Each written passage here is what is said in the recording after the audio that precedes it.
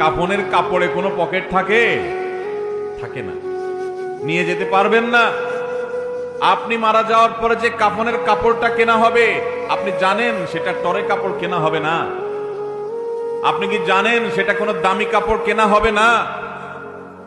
কাপড়ের মধ্যে সবচেয়ে সস্তা কাপড় দিয়ে আপনাকে কাফন দেওয়া হবে। কারণ যাদের জন্য এই সুদের কারবার করে টাকার পাহাড় গড়েছেন সেই সন্তানরাই বলবে, এবং তাদের বলাটা অযৌক্তিক না, যে এখানে দামি কাপড় দিয়ে লাভ কি, মাটির সাথে মিশে যাবে, নষ্ট হয়ে যাবে, কে দেখবে? দামি সাবান দিয়ে আপনাকে গোসল করাবে না। এই দুনিয়া থেকে কিছু নিয়ে যেতে পারবেন না, সব রেখে যেতে হবে। ভাগ বটরা করে ছেলে মেয়েরা খাবে। আর হারাম কামাই করছে না আপনি, জবাব দিতে হবে আপনার। আপনার চেয়ে বড় নির্বোধ কে আছে যে কামাই করবেন, চুরি করবেন যাদের জন্য, তারা কেউ আপনার চুরির দায় নিবে না। আপনার শাস্তি আপনাকে ভোগ করতে হবে, তারপর আপনি অপরাধ করছেন। হারাম থেকে বের হয়ে আসবো তো ইনশাআল্লাহ।